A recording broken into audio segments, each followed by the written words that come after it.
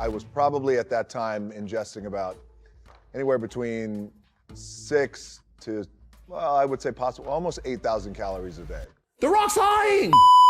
An 8-time WWE champion, the 6th superstar in history to capture the Triple Crown, the 2000 Royal Rumble winner, and the man behind countless unforgettable victories. Dwayne "The Rock" Johnson was once the ultimate symbol of dominance. In the ring, on the big screen, and even in the eyes of the public, he stood as an untouchable force of charisma and strength. But that unshakable aura, it's starting to show cracks. From his infamous feud on the Fast and Furious set, to the bizarre In-N-Out Burger story, to the collapse of Black Adam at the box office and the heavily criticized Maui Relief Fund, each incident has chipped away at the trust his fans once had in him.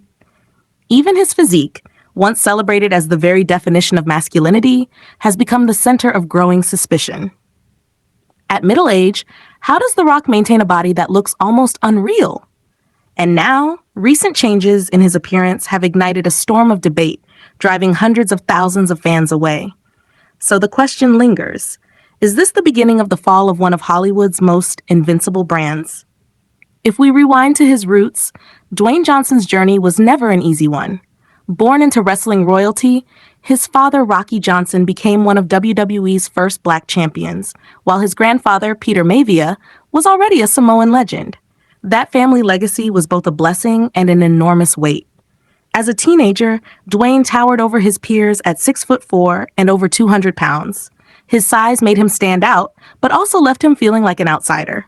When he debuted in WWE in 1996 as Rocky Maivia, he hoped to play the hero, only to be met with boos and chants of "Rocky sucks." That rejection forced him to reinvent himself. Out of that moment, The Rock was born, sharp-tongued, electrifying, and armed with the unforgettable catchphrase, "Can you smell what The Rock is cooking?"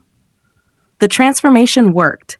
He didn't just become a fan favorite, he became a legend, winning 10 world championships and cementing himself as one of WWE's biggest stars. But wrestling was just the beginning. Hollywood was always the bigger goal. After a few forgettable early roles, everything changed in 2011 when he joined Fast and Furious as Luke Hobbs. The role redefined the franchise and made him a box office powerhouse. Soon, films like Jumanji and Moana catapulted him to the top tier of Hollywood, with Forbes ranking him among the highest-paid actors in the world. To fans, he symbolized grit, power, and relentless drive. But behind that polished image, controversy was already brewing. In 2016, during the filming of Fast and Furious, Johnson took to Instagram to slam his unprofessional co-stars. He didn't name names, but everyone assumed it was aimed at Vin Diesel. Reports soon surfaced that Johnson had demanded special contract clauses, never losing fights on screen, always getting equal or more screen time. What once looked like confidence began to feel like ego.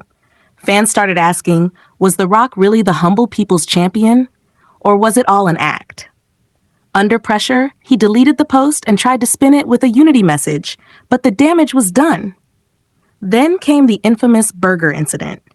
In 2017, Johnson posted about trying In-N-Out Burger for the first time. It seemed like a fun, down-to-earth moment, but years later, he posted the same first-time story again, not once, but twice. The internet doesn't forget, and fans called him out immediately. YouTuber Penguin Zero even roasted him, calling The Rock the fakest celebrity in Hollywood. Millions agreed, especially when people noticed that every In-N-Out post also just happened to promote his Terramana tequila brand. What seemed like a casual food post quickly turned into a PR stunt, and the authenticity fans once believed in began to collapse. But the cracks didn't stop there. In 2022, Black Adam hit theaters. Johnson hyped it as the start of a massive new DC franchise, even bragging online that the film was a huge financial success. But when the numbers came out, the truth was the opposite. With a $195 million budget, plus another $80 million in marketing, the movie barely made $387 million worldwide. Analysts revealed it needed at least $600 million just to break even. Fans accused Johnson of spinning numbers and exaggerating success. And when the Wall Street Journal revealed that he had can't-lose clauses in his contracts, ensuring he never looked weak on screen, the picture of The Rock as an ego-driven brand only grew stronger. The backlash grew worse in 2023 after the Maui wildfires. Johnson and Oprah launched a relief fund, each donating $5 million and urging the public to give what they could. Instead of being praised, they were slammed. People argued that for two billionaires, their donation was pocket change compared to what they were asking from working-class families. Under fire, Johnson posted an apology, but fans weren't buying it. The damage to his image was real. By then, almost every Instagram post he made was an ad: tequila, energy drinks, movies, merch, earning him the sarcastic nickname Dwayne the Ad Johnson. And then came the WWE controversy. In 2024, after joining the board of TKO Group, Johnson returned to WWE for WrestleMania 40. But instead of giving fans what they wanted, Cody Rhodes finishing his underdog story, The Rock stepped in and stole the spotlight. Fans were outraged, accusing him of hijacking the moment to serve his own ego. Within 36 hours, the promo became the most disliked video in WWE history, with over 500,000 dislikes. Hashtags like Cody deserves better dominated social media. Even insiders said WWE had sacrificed its future to cater to an aging superstar. For many fans, it was the final straw. And now, the most controversial subject of all, his body. For decades, Johnson's physique has been his calling card. Back in 2013's Pain and Gain, at 41, his muscles stunned audiences. But now at 52, instead of slowing down, his body looked even bigger, more shredded. That sparked the long-running debate. Was it really just training and diet, or was something else involved? Johnson has admitted to trying steroids once at 18, but insists everything since has been natural. For years, fans accepted that. But in recent months, especially after his appearance at the Venice Film Festival in 2025, the doubts exploded. Promoting the Smashing Machine, Johnson appeared much smaller, leaner, noticeably less massive. He explained it as part of his dedication to the role of MMA fighter Mark Kerr, who battled steroid abuse.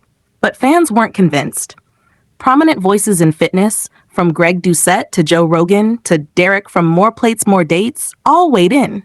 They argued that Johnson's drastic change was exactly what happens when someone comes off performance-enhancing drugs. Others criticized him for promoting an unrealistic standard of fitness to young fans while never being honest about how he achieved it. On social media, the ridicule was brutal. Memes labeled him the Pebble. Analytical videos comparing photos of him at 30, 40, and 53 went viral. Suddenly, his greatest strength, his body, became the very thing people questioned most. Johnson insists it's all for the sake of art, that his transformation is about honoring his character. But the debate has shifted beyond a single role. Fans now ask, has The Rock ever truly been honest? And that's the real issue. Not his muscles, not the movies, not even the controversies. It's about trust. Because once the people's champion loses the people's trust, no amount of fame, fortune, or flexing can win it back.